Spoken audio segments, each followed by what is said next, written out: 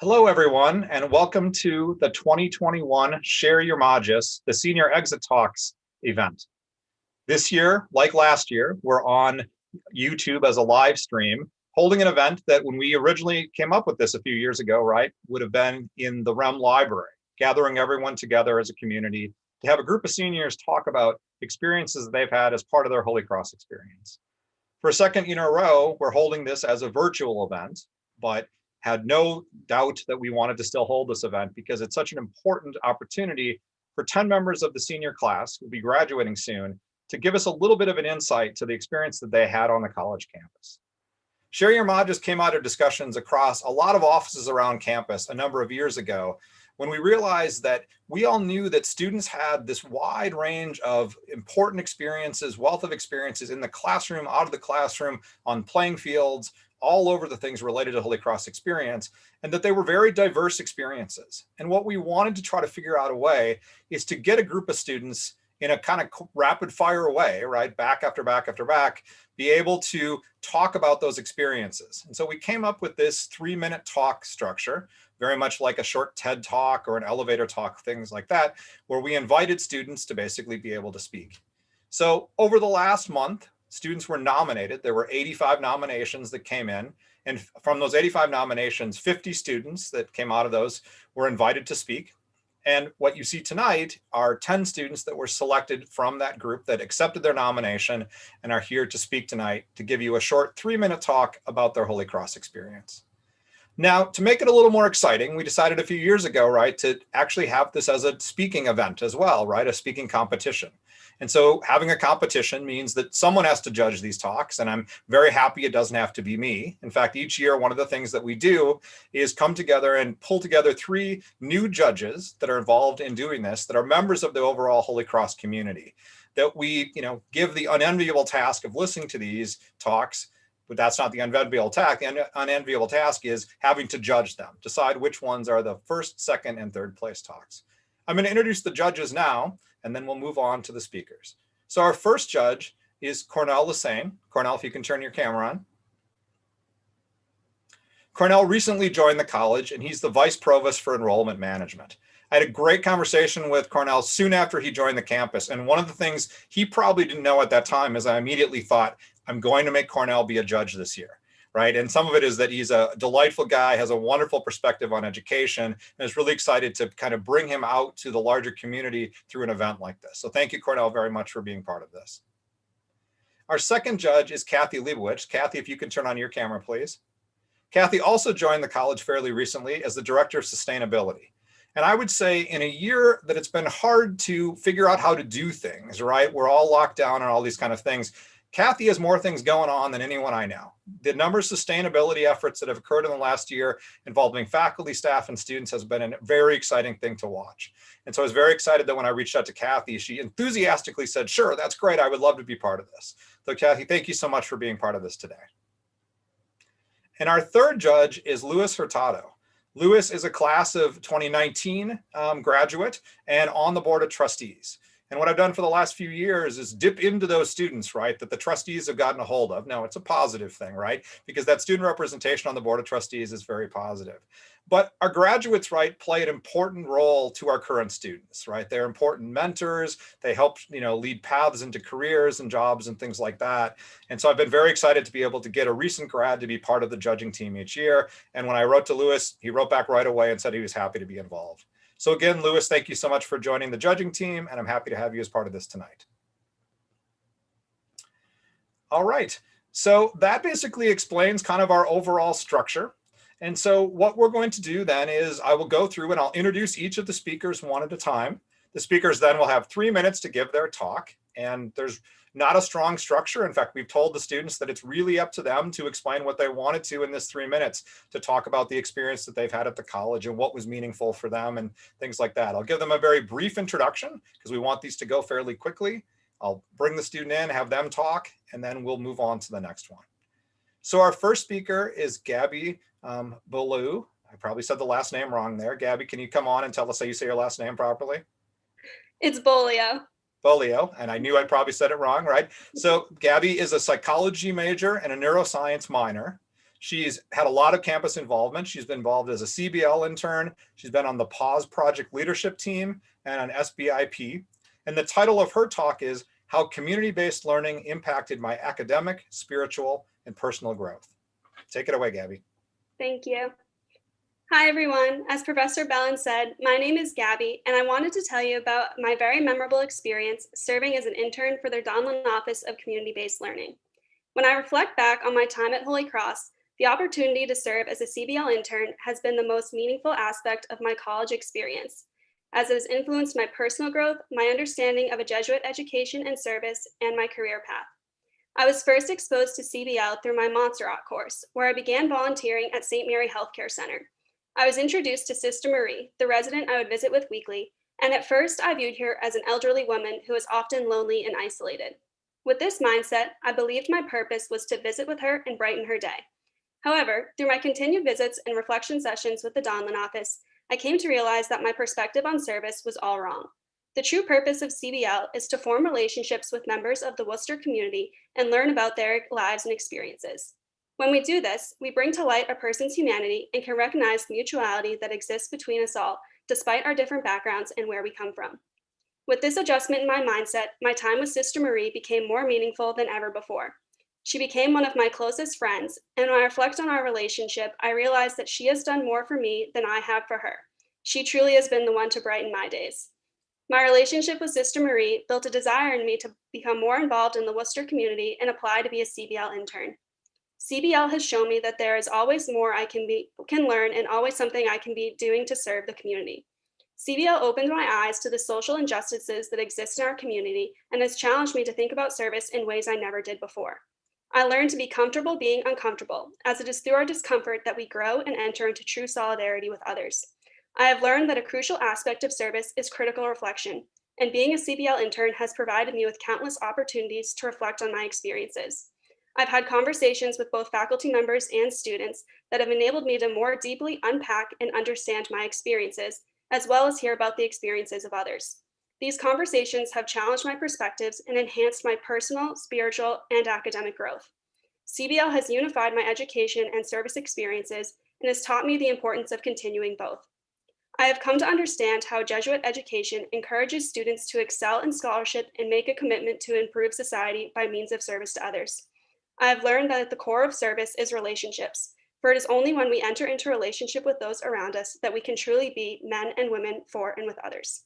Lastly, if it had not been for my CBL or relationship with Sister Marie, I never would have realized that a career in physical therapy is what I would want to pursue. I want to work as a PT in a nursing home where I can continue to enter into relationships with others and build the community that my time on the Hill has taught me to cherish. Thank you so much, Gabby. Wonderful talk. All right, so our next speaker is Elena Banasi. Elena is a history and international studies major. She's involved in, again, many things on campus. So Elena, if you can put your camera on, please. So Elena is involved in Ultimate Frisbee. She's worked with Gateways. She's been a peer career assistant at the Center for Career Development, and she's been involved in working for Worcester, amongst other things. And the title of her talk is Music and the Unmusical. I am not a musical person by any standard. In fact, I think that my friends would probably categorize me as among the least musical people that they know. But when my random roommate, Beth, my first year happened to be a music major, I was pulled into a world that I didn't understand, nor frankly, did I have any modicum of interest in. However, as we became closer, I became a regular at her recitals. And even though I'm generally uneducated about her craft, I actively entered her world. In doing so, I found myself exposed to a whole new sector of the human experience that I'd never really before considered. I've allowed myself to appreciate music as an art form, as an academic field, and as an area of general interest that was important to her as my friend. So as a senior, I've had a lot of time to reflect on what aspects of my Holy Cross experience have been the most transformative. I can make an argument for my major or writing a history honors thesis on baseball, or I could say my experience with Gateways or studying abroad. But what I've come to realize is that the things about my Holy Cross experience which resonate the deepest with me have had the most resounding impact are the things that have surprised me, the things that I never thought that I would learn, or the things that I never thought that I could do. So while I came here to learn about history and international relations, and I will be coming out of my 4 years at Holy Cross having entered the realities of others. Sometimes it's easy, like having a music major sleep one bed over every night and having operas sort of play in the background of everyday life. But sometimes I've had to go out and actively engage. Sometimes I've had to seek deliberately other realities in order to empathize with them. This isn't just about going to a rogue orchestra performance here and there. It's about going out of your comfort zone and truly appreciating the things that you might not fully understand. Do I understand what pitch is? No, I do not. Do I understand why an octave is not 8 notes? Also, no. But did I take a jazz history class for the sole purpose of being able to relate to my music friends? Yes, I did. And did I enjoy their performances more as a result? Yeah. You can catch me in the front row at all of them, tapping my foot very, very offbeat. At Holy Cross, I've been able to develop a framework to understand the realities of other people. Holy Cross has prepared me to actively engage. So after graduation, as I go out into a world that has recently come to be defined by uncertainty and conflict and confusion, I have a healthy respect for what I do understand, as well as for what I don't. I'm not afraid to ask questions and to listen to the answers. And that's the type of person I want to be going forward. So I'll keep going to Beth's recitals, even though I can't tell the difference between a good clarinet sonata and a bad one. Because whether I had intended it to happen or not, music has inadvertently given me some of the greatest moments and the greatest relationships that I've had here at Holy Cross. And that's what I'll carry with me forever after graduation. And that's ultimately what I'll remember most. Thank you very much, Elena. Wonderful talk. All right, our next speaker is Khalil. Catherine, if you can put your camera on, please. All right. Catherine is a history and international studies major. Actually, I'm sorry, I'm one line. You're a political science, Africana studies, and pre-business. She's involved in Fools on the Hill, the Writers' Workshop, ACT, and she was a former multicultural peer educator. And the title of her talk is Finding My Voice. Thank you, Professor Bellin. I remember calling my parents within the first few weeks of freshman year and saying, I think I'm going to audition for an a cappella group. I showed up to the audition ready to sing my little heart out, but my hands were shaking and I was so nervous. Singing was a huge part of my identity in the past, but there was something about reinventing myself at Holy Cross that challenged my confidence in so many ways. I wondered who I would become, who I wanted to be. I wondered how I would assert myself and my talents into a community that was already so strong. I had no idea what I was doing, but I knew I wanted to do something special here. It seemed like everyone had their thing at Holy Cross, so I needed to find mine. I got into the a cappella group and leaped for joy when I got the call. In the midst of a place where the pressure is high, Fools on the Hill gave me an opportunity to build up my confidence and let go of the pressure I felt. I sang my way through all of my freshman year's social anxiety right in the heart of campus at Cool Beans. Little did I know, one day a few boys in a band would hear me sing and ask me to join their group, Scone. Freshman year, we started playing around at this school at various 10 spots, fundraising events, and Parents Weekend events. And eventually we geared up for our first ever Battle of the Bands. I remember that day like it was yesterday. We were certain we wouldn't win because we were freshmen, but we were bound and determined to try. With all our friends in the audience, we played with our entire hearts, and we had so much fun doing it. In between rounds, we would run into Kimball and eat some French toast sticks, certain we would be finished soon, but we actually went straight to the end and won. A freshman band would be playing at spring concert, and we would not waste the chance we had to shine. We practiced and practiced and practiced. We all relied so much on each other. We had a new sense of self coming off the Battle of the Bands win. Spring concert rolled around, and with racing hearts, we did what we knew how to do and just played. Students filled into the concert space, jumping with us, supporting us, singing with us, and loving us, giving a group of timid freshmen a chance to find our confidence, teaching us what being a part of a community really feels like, forming a bond between the 7 of us that we will carry with us for the rest of our lives. Scone quickly became our thing, and that was clear when other students recognized us for just walking around campus as a result of our roles in the band. I felt loved, and the best part was that I didn't have to be an athlete or an honor student or anyone except for my authentic self to feel the embrace of the Holy Cross community. Fast forward 4 years later, after a year of not being able to play any shows due to the pandemic and a senior year unlike any other, the 7 of us have held on to the Holy Cross embrace that we felt during our freshman, sophomore, and junior years. We wish we could play, but we remain grateful for the music and the school that brought us together. As we all march towards our futures, we might re-experience the doubt we felt about our abilities, about who we would become our freshman year.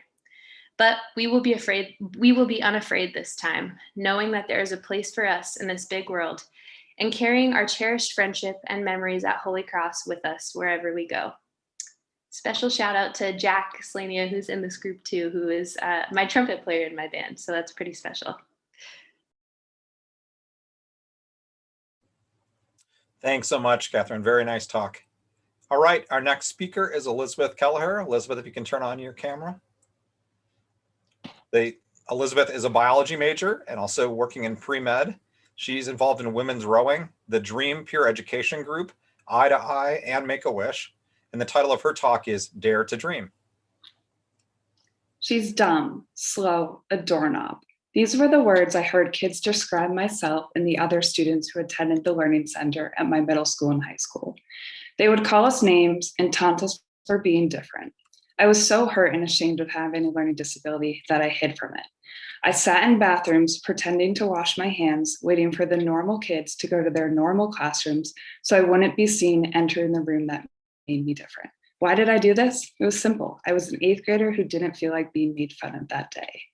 Even the nice kids of the grade would call us the R word when we weren't around because we were different. What did I do to deserve to be called the R word? I was not stupid, I was not dumb, and I certainly was not blind to these mean words.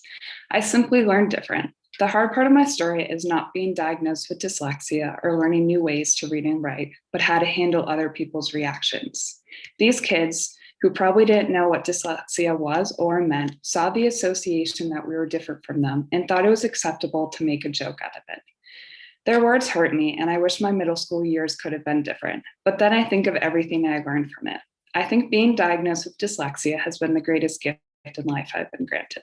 Through other people's mean words, I've been able to become strong and confident with the person I am. I've learned how to self-advocate and see the wrong and right of situations. And most importantly, I know what it feels like to be the different one in the group and to be proud of it. I don't try to hide that I have dyslexia, but I also don't let it label me because there's nothing wrong with being different. Not only has this challenge taught me to self-advocate for myself, but for others. Knowing firsthand what it's like to be judged based on a disability, I made it my goal here at Holy Cross to promote disability pride and awareness. Being a part of bringing DREAM to campus, which stands for Disability Rights, Education, Activism, and Mentoring, and then serving as co-president all 4 years has been my greatest accomplishment here at Holy Cross. Not only have I been able to come close with the group members, but also the campus population. Through planning lobby tables, bringing therapy dogs to campus, hosting Zoom office hours, and bringing guest speakers, I've been able to educate the campus body on something that is so important to my life, as well as others. In addition, I've been able to travel to national conferences to show schools around the nation on how they too can bring a peer ed group that also promotes disability awareness. Through education, my group pushed students and faculty to be open-minded and visualizing what an inclusive campus to all can look like. I also had the wonderful opportunity to be involved with Eye to Eye, where we mentored middle school students with learning disabilities.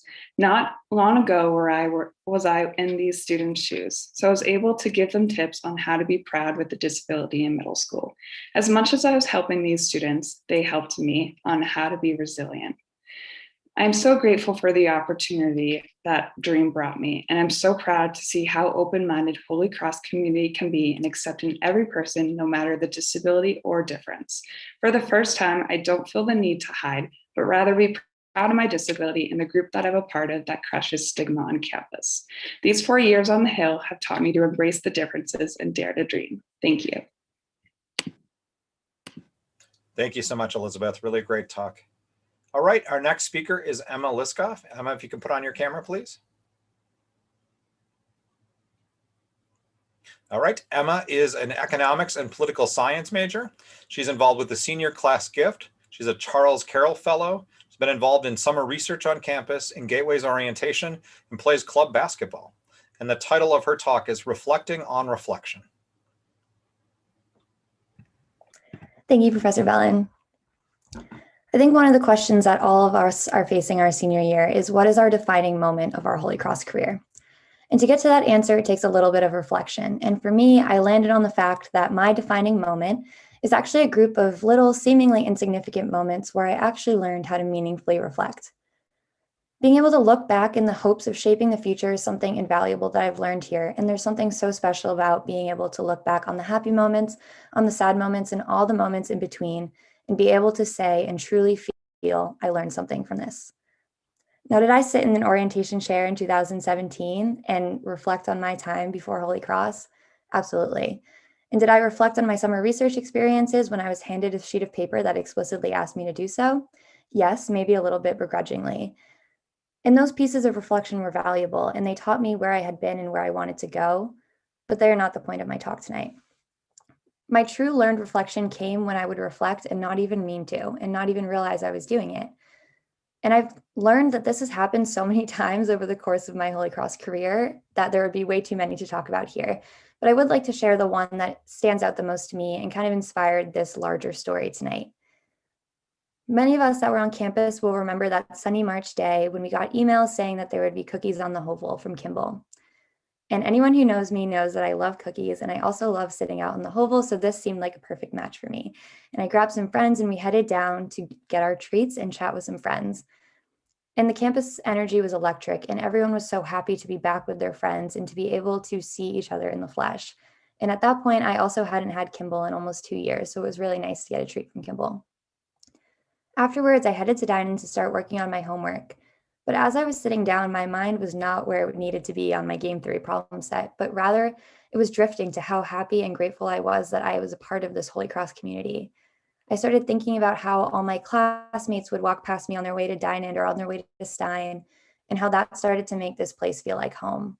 I started thinking about how long Kimball dinners would lead to friendships and strong friendships that were made out of absolute strangers.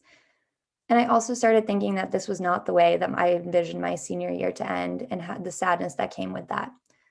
But ultimately, the value of all of this reflection for me was showing me that the pieces of this campus that I love the most are still here and will frankly follow me after graduation. While we might not be walking past each other as classmates anymore, my classmates and I are only a text or a call away. And at this point, we're pretty good at that. There may not be many more Kimball dinners except for maybe homecoming, but there will be new dinners to chat about our new lives in the new cities that we learn to call home. And yes, there will also be more sadness and more longing, because life is not linear. And I think that's something that we've all learned this year, and we'll fall on tough times, but our perception of those times is everything. So I guess what I'm trying to say is that my most valuable reflections and lessons that I've learned from Holy Cross have come when I've least expected them to. And I believe that that's here because at Holy Cross, we are taught to learn lessons from the good and from the bad and from the mundane in our lives. Now, as a first year, I'll admit that I was not in love with the idea of a forced reflection in Montserrat, but I've also learned that those reflections have taught me this skill that I now hold so close to my heart. And this reflection has helped me through all 4 years of college, but especially this one that has been so hard, and it has helped me see things in a bit of a brighter way. And so I thank Holy Cross for helping to make those mundane moments a little bit more special and showed me the true value of reflection. Thanks so much, Emma. Really great talk. All right, Kate McLaughlin, can you please put your camera on? Kate is our next speaker. She's a history and Spanish double major. She studied abroad in Spain. She's the president of the Sigma Delta Pi Spanish Honor Society. She's a senior interviewer for the admissions office and was actually the news editor for The Spire for a while. And the title of her talk is Creating Community Anyway. Thank you, Professor. A little less than 4 years ago, the senior class gathered together on Fitton Field for the Mass of the Holy Spirit. We cramped together into packed rows under the pounding August sun, surrounded by parents and siblings, all buzzing with expectation. After the Mass, our parents turned right and we turned left, marking the beginning of our time as students on the Hill. Since then, we've enjoyed many of the hallmark Holy Cross traditions. The annual O'Kane Christmas tree lighting, which always makes the week before finals a little brighter. Careening down the hill on cardboard sleds following the first snowfall of the semester. Tossing a frisbee on Easy Street at the first peep of spring. We've also savored a less tangible part of life on the Hill, one that connects us to the dozens of classes of Holy Cross students that have come before us. The community. The particular energy that permeates every corner of campus. The personalized, meaningful thread woven into the fabric of all that we do. It's everywhere. Community is running into almost everyone I know on the walk to class in Stein. It's squeezing 12 people around a Kimball table at our nightly family dinners. In other ways, our Holy Cross experience has been unlike the Holy Cross experience of most of the classes that have come before us. I'm sure everyone can remember exactly where they were on March 11th, 2020, when we learned that we'd finished spring semester not together in Kimball, Cool Beans, and Stein, but dispersed across the country and world. Think about it. What could possibly hit Holy Cross harder than something that forces us to separate? And yet, as we returned to our childhood bedrooms and learned how to mute ourselves on Zoom, we found ways to keep our community alive. Everyone did their part, from our dedicated faculty, who within a matter of days seamlessly adapted our classes into an online format, to our alumni, who rose to the occasion and created virtual summer internship positions for us, and to our classmates, with whom, in the absence of the classical blueprint for a Holy Cross senior year, we created new traditions. We each have our own list of stories of how we made our senior year our own. We created community anyway, because that's what we do best. In many ways, this is exactly what our Jesuit liberal arts education prepared us for. The French novelist Camus wrote, "Life is absurd, but to realize that, and then to rise above it, that is the true victory." It's hard not to grieve the loss of a normal senior year. Yes, this isn't what we bargained for, but we pivoted in the moment, rebuilt our community on the fly, and preserved everything special to who we are. No other class will have an experience quite like the class of 2021. As soon-to-be alumni, we've already proven our flexibility, our creativity, and our resilience. And we're all the more prepared to set out into the world to fulfill Holy Cross's mission. Thank you. Thanks so much, Kate. Really great talk. All right, our next speaker is Marie Robert. Marie, please turn your camera on. Excellent. Marie is a psychology major. She's an RA. She's been the SGA treasurer for a number of years, been an immersion trip leader, nurse practitioner club co-chair, and is part of the SPUD community organizing group. She's the title of her talk is Life's a Climb. Thank you, Professor Ballin. So, hi, my name is Marie Robert, and I'm a senior. I live in Vicky Hall, where I have the incredible opportunity to serve as an RA on the 4th floor. Holy Cross is truly a transformative experience. Whenever someone talks about Holy Cross, my face instantly lights up. And I like to say that Holy Cross has given me the tools to build a life for myself that I could have never even imagined. It's given me my friends that I can now call family, faculty and staff who have mentored me, who always push me to be my best self. It's given me the opportunities to be a part of SGA, to run a summer camp, to go to Cuba, to mentor first-year students, to network, and even to secure a job with GE Healthcare for post-grad. But furthermore, it's taught me so much about others, the world around me, and myself. Although exhausting at times, Holy Cross has this unique energy and power to just make you want to be better.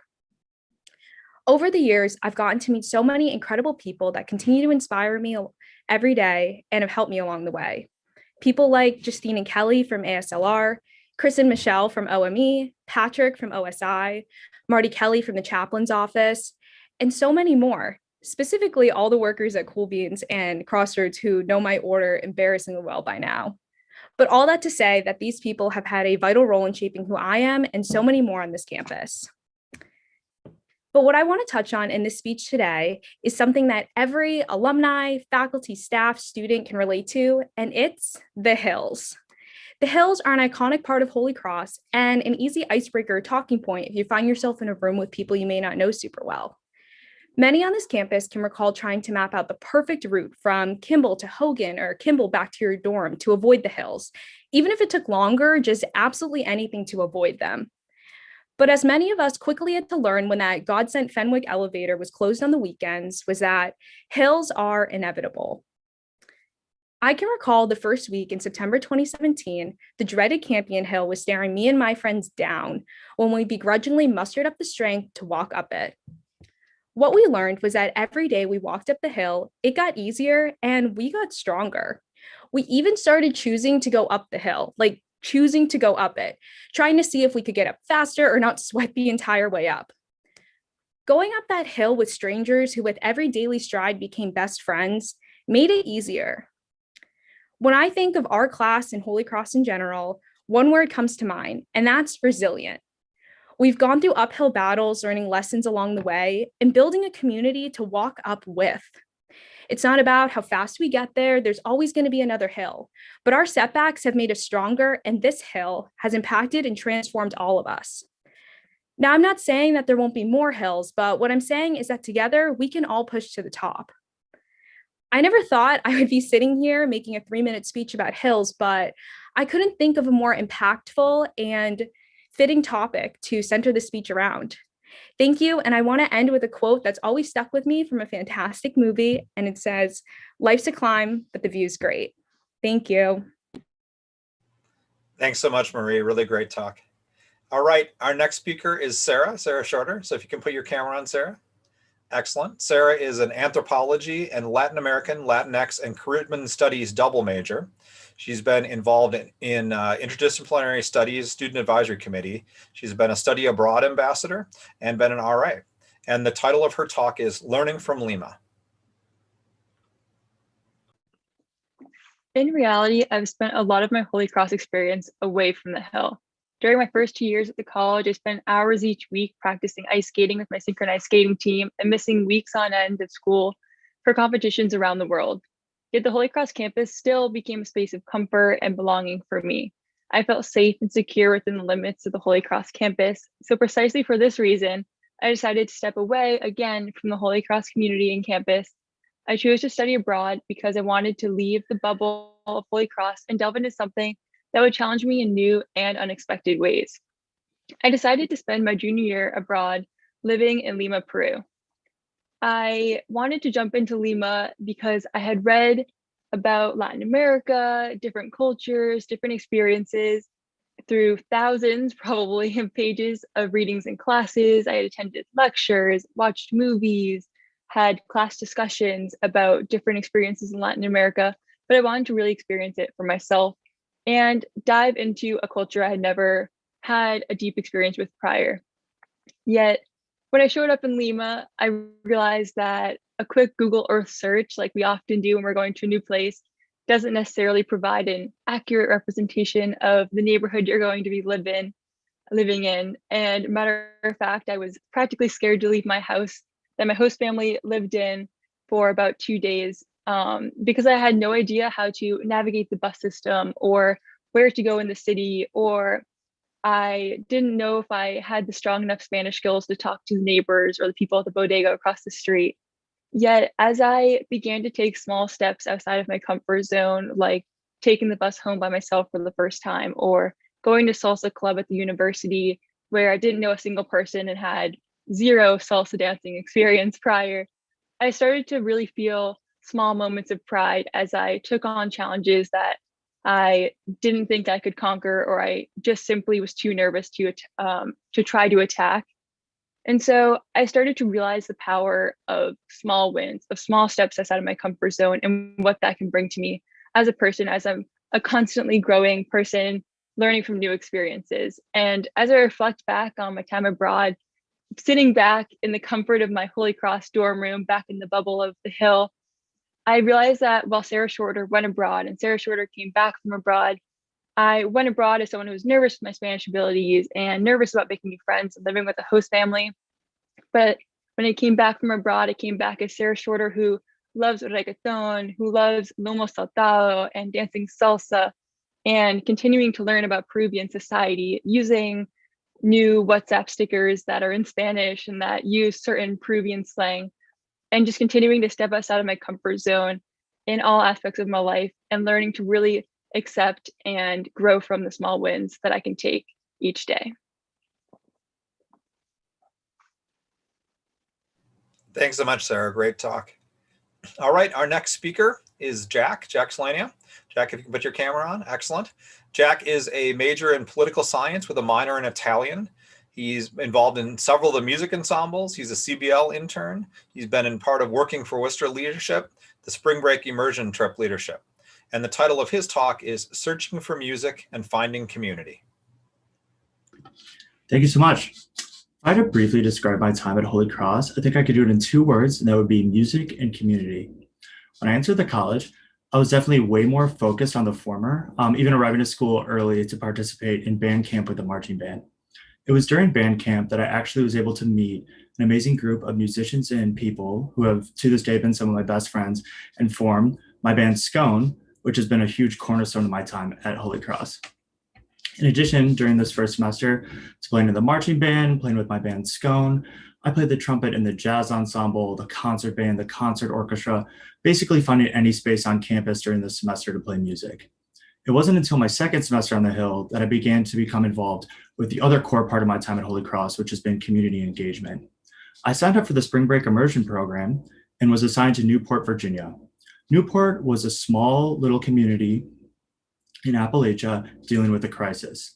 There was a pipeline set to cut right through the heart of the historic town center, rattling and disrupting this tight-knit community. I felt shaken to my core after hearing about this. Before this trip, I really hadn't been pressured too hard to engage with questions of social justice, community service, and faith, but I truly think after returning from this trip that I came back a changed person. When I returned to the Hill, I was way more willing to become involved in spaces of community engagement, getting involved in programs like SPUD, community-based learning, Working for Worcester, and again, the Spring Break Immersion program. And those are all things I've been involved with until this day. In fact, I am currently a CBL intern and on the leadership team for Working for Worcester. It was during my engagement with these new programs that I started to notice that there was an inherent connection with the music that I had already loved and the community engagement that I was starting to fall in love with. I noticed this with Scone when we play certain events, especially fundraisers, connecting members of the Holy Cross community with leaders in Worcester and building community around performance. I noticed this connection again during my time abroad in Florence when I became involved with a refugee assistance program by the name of Anelli Mancanti. I taught English to some of the refugees there and met people through the program who I started to play music with, forming a band that I kept active with during my time there, making some of the greatest friends I had during my semester abroad. And I again noticed this connection between music and community during this final semester here on the Hill, when I'm involved with a project at the Nativity School in Worcester, trying to supplement and advocate for the creation of a music program at this middle school since they do not have one already. Through this all, I've been super grateful to be able to become involved in some of the core programs here at Holy Cross surrounding community engagement. What I'm even more grateful for is the fact that I was able to find a fusion between the music that I loved before Holy Cross and the community engagement and core values of a Jesuit education that I've come to love during my time here. I think if I had to summarize it, I would say that I entered Holy Cross as a musician, but I have left as a man with and for others. Thank you. Thanks so much, Jack. Great talk. All right, our last speaker is Cricket Richter. Cricket, if you can put your camera on, please. Cricket is a biology major and a Chinese minor. She is the co-chair of the AMSA group. She's a campus tour guide, and she's involved in both varsity cross country and track, and she's a tutor at Nativity School. And the title of her talk is From the Track to the Lab, My Holy Cross Experience. Thank you, Professor Bellin. I've learned the power of the little things I can do to make an impact on the world, whether it's a minute in one person's day, an hour, or a lifetime. This is my Magis. Hi, my name's Camden Richter, though you might know me as Cricket, and I'm a senior biology major and Chinese minor here at the College of the Holy Cross. I went to high school overseas where my international school's mission was to nurture global citizens. When I came on my first tour at Holy Cross and heard the Jesuit mission statement, men and women for and with others, I naturally knew this was the kind of school where I could grow into the person I wanted to be. Holy Cross as a liberal arts college has allowed me to explore different interests and avenues, all with the common goal of making a difference in the world, or as the Jesuits would say, setting the world on fire. Whether that be wearing my bright purple uniform on the track, trying to run my best for our team, giving the best campus tour, hoping to impact a prospective student like I was, or tutoring the 7th grade boys at the Nativity School, which taught me a lot of patience and humility. I quickly learned that I'm not always smarter than a 5th grader. On my first spring break at Holy Cross, I went to Honduras to work in a clinic alongside a group of compassionate Holy Cross students and alumni. In the clinic, I spoke with patients, packaged prescriptions, and on a few occasions, administered some shots, under supervision, of course. This began my love and passion for medicine. I'll never forget the embrace I was given after giving an elderly woman in Honduras her first pair of prescription glasses from our glasses drive back in Worcester, her eyes immediately filling with tears upon placing that pair of bright purple glasses on her. And when COVID prevented us from returning this year, the text message from our trip leader, Jorge, of pictures people receiving Hurricane Eta relief packages after selling masks for my Masks for Medicine fundraiser. As I head to Boston in June to work in cancer research, I leave behind my incredible professors, my teammates, a little stress over my GPA, and sadly, my favorite Crows chicken tenders. I leave behind the steep hills and probably some of my endurance with them. I mean, have you seen some of those hills? But I do take with me our Jesuit mission of men and women for and with others. I know that's a very classic Holy Cross tour guide statement. Tom, our admissions director, I hope you're watching this. But I truly take with me the desire to be more and the intense desire to impact the world for the greater as a future Holy Cross alumni. This is my Magis. Thank you. Thanks so much, Cricket. And thanks to all the speakers. Again, an amazing set of talks. I just love this event every year, from the chance to hear from a group of students talking about what they experienced on campus, and those meaningful little stories in 3 minutes are pretty amazing. Can I have all the judges turn their cameras on, please? All right, so the three of you now, as I said many times before, and I think I stumbled over at the beginning, right, have the unenviable task, right, of having to discuss these talks. And not unenviable because they weren't great talks, because they really were, right? But thinking through these and coming up with whatever you want to decide and come back to us. And you know, I give the camera over to you when you come back. And so as we set up before, right, the three of you will go off of this and do the discussions you need to do. Come back and join us when you're ready. And in the meantime, I'm going to talk to the students a little bit more, kind of tap dance a little, kill a little time, right, and give you the time you need to basically to have some discussions here. So thank you very much, and we look forward to hearing back from you soon. All right, can I have all the speakers, student speakers, put their cameras on, please? So if it wasn't bad enough that I basically tried to act like an MC going back and forth and things, now we've got kind of free form here, right? So what I told all the students is that I promised that whatever I gave them from a question now would be pretty softball, right? The last thing I want to do is put anyone on the spot right now, especially after you've basically all just given these incredible talks. So the last thing I want to do is like take away from those in it at all. But the first thing I'll ask you, right, a pretty simple one, is if you think back, right, to the beginning of your first year at Holy Cross, what's the thing that stands out, right? And some of you reflect on this a little bit, real brief kind of thing, you know, like 1 or 2 word type of thing. What was your first experience at Holy Cross that sticks in your head right now as something that was kind of like, this is the start of my Holy Cross experience? I'll just let you go around, but I'll call on you if you don't answer. So go ahead. Anyone who wants to jump in.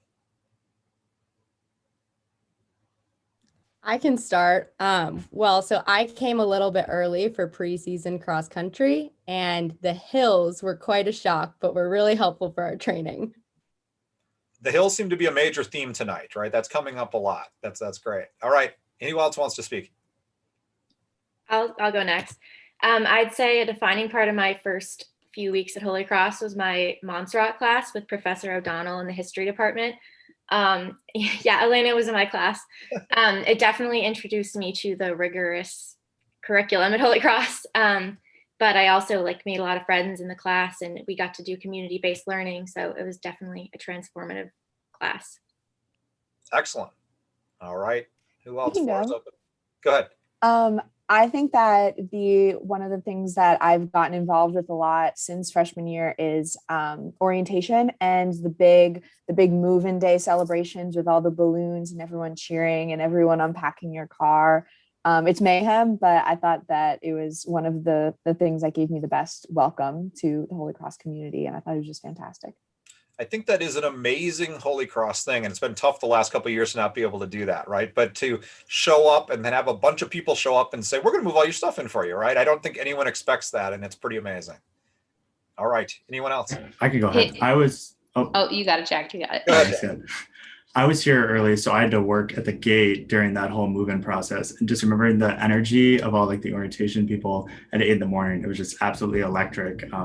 And such a great way to greet our class of 2021. Excellent.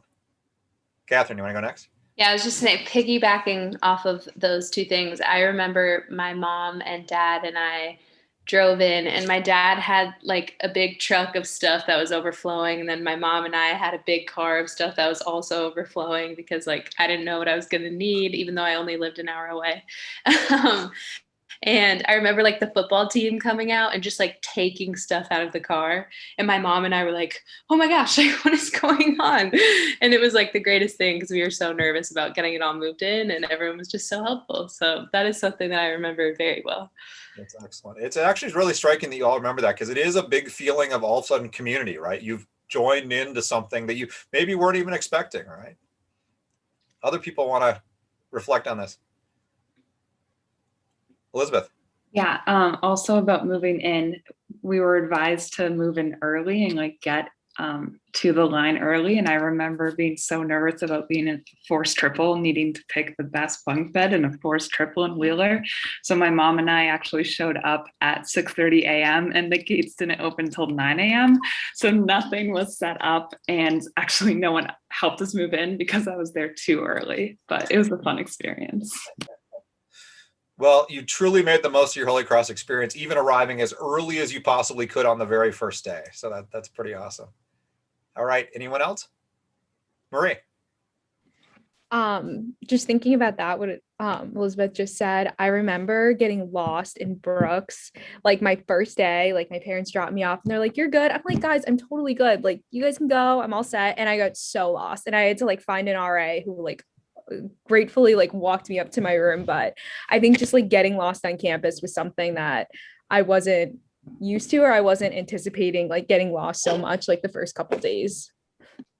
I can tell you, as a faculty member with an office right next to the door coming into O'Neill, I spend a lot of time for the first weeks of every semester, right, showing first year students which way they want to go. And everyone wants to come in and turn down the hallway where there's no classrooms, right? But I think that's also kind of one of the processes of getting to know this campus, right? The hills, and figuring out how to get into these buildings that are built into the hills as well. All right, other comments anyone has? Emma. I remember my first class was my social ethics class, and we were all kind of huddled outside the door because the professor wasn't here yet. And I was trying to be friendly my first day of school ever. And I just turned to the girl next to me and I was like, oh, are you a first year too? And she was like, no, I'm a senior. And I was like, okay, good start, Emma, good start. She turned out to be super friendly, but I just remember being like, oh my goodness, that's the last time I ever talked to anyone, but kind of got the nerves out, I guess. I think it is kind of a weird college experience, because before that, it's very rare that you're in courses, right, with people that aren't just your same age, right? I think a lot of first year students have that as a surprising experience. Sarah, where did you want to speak? Yeah, sure. I guess I had a sort of similar experience to Emma, but kind of going the opposite direction. I remember I was waiting in the stir fry line at Kimball, like one of the first days at school, and I just happened to talk to the person standing behind me in line. And now she is my roommate, one of my best friends. And it was just such a funny experience. And ever people are like, oh, where'd you meet your first friend at Holy Cross? Usually people are like, on the Hobel in class. And I'm like, in this stir fry line at Kimball. Well, the stir fry line can be notorious for being a little slow, so it might be a good place to meet people. I probably shouldn't have said that, but I think everyone nodded. So anyone else? I kind of was keeping track and then I lost track. I think that was pretty much everyone. I can share real Oh, Gabby, please. Yes, I'm sorry. That's okay. Yeah, when I think back, I remember my first year roommate.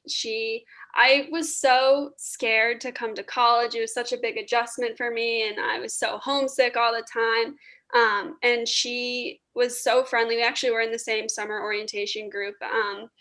And we're randomly placed together, but she's a big yes person into activities. And so she would bring me along to do things. And I met my best friends today because of her. Her and I are still close. And I really owe a lot of my experience in the beginning to her.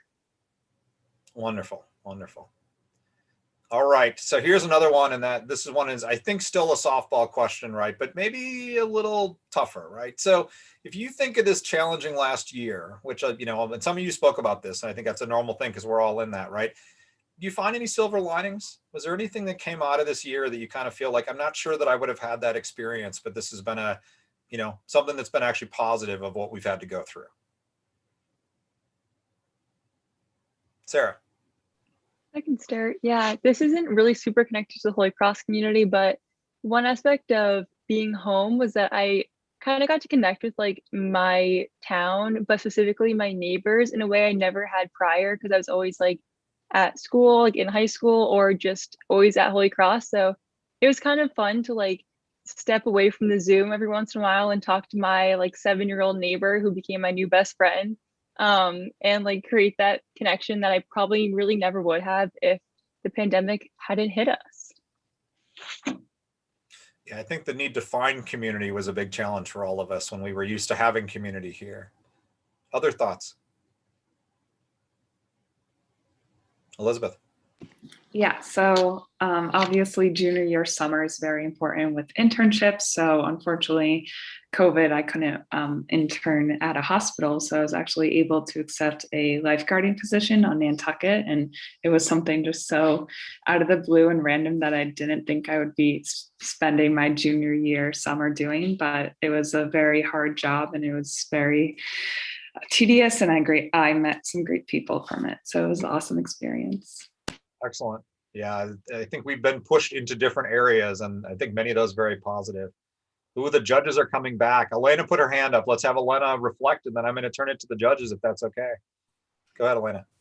Yeah, I just thought that it was really cool to see, I think because a lot of things, as Elizabeth was saying, like a lot of things are getting canceled and a lot of people were really in need of community. And I just thought it was really cool how in a number of ways, the Holy Cross, like all my Holy Cross friends, just found ways to sort of connect and to sort of just find that community that was lost. And it's just really cool knowing that, going forward, as we leave this place, we're all going to be still very connected. And it gave me a lot of faith, like going forward. Wonderful. Thank you. And thank you all for the conversation here. Like I said, I'm just throwing stuff at you. You had this chance to prepare for your other stuff, and this one you had to do off the cuff. You guys are awesome, right? I think probably throw anything at you and you'd be able to deal with it. So thanks so much. That was great. All right, Cornell, Kathy, Lewis, I turn the camera to you. We'll all still be on, but I'll let you do the talking.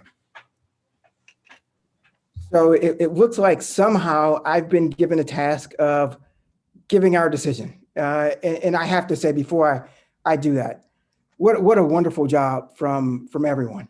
And when I said yes to this, maybe I didn't think that I would ultimately be the person to have to give, what our decisions are.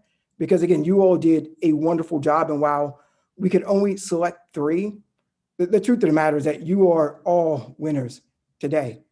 Quite frankly, the entire community makes up a lot of winners because, the faculty, the staff, your parents should all be quite proud with the wonderful job you all did. This was not an easy decision. And as I'm thinking about how I rate it personally, I'm like, everyone's amazing. And it reminds me of when I sat on some auditions many years ago, and for a drama school. And I said, I just want to see how they're done. And they said, okay, just you can sit and watch. And I smiled the entire time through all the auditions. And at the end, I thought to myself, oof, I probably should not have done that, because everyone walked out of that audition thinking that judge at the end really loved me. And I had no opportunity to rank anyone. It was me just observing.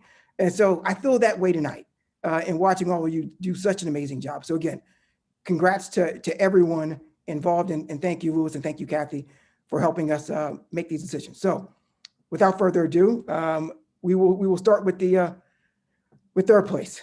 And that one goes to Elizabeth. Dare to Dream. All right. Congratulations, Elizabeth. Great talk. Thank you. Yes, congrats. Second goes to Kate. Creating Community. Thank you. Congratulations, Kate. Great talk. And it's a tough one. First place goes to Catherine. Finding My Voice. Congratulations, Catherine. Thank Great you. job. Wonderful. Congrats again to everyone. Thanks so much to everyone. Thanks to the judges. Like I said, it's an unfair thing to make you guys do, but I appreciate your involvement with this. And I think it really does add kind of an interesting element to the whole thing, if nothing else to make you all squirm as you have to try to figure out what you're going to do with this. But I give you a lot of credit, Cornell, for having to do that part of it. You noticed, right, that I set it up so that I don't have to do that part, right? And that's, I'm going to keep that structure as long as I can.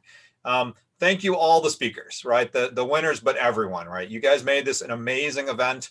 Somehow we did it again. We got 10 great talks into a 1-hour slot. And I think that's a pretty amazing thing to have this chance, right? For people who are watching on the live stream, and then this is recorded and it's something that people can go back and watch later, whether you want to watch or not later yourself, right? It's always hard to watch yourself speak, but I can tell you honestly, you should. You did a great job, and I think you represented our community incredibly well. I'm so proud of all of you and the work you've done as Holy Cross students, and feel really lucky that you agreed to be part of this tonight. Thank you all very much. Good night.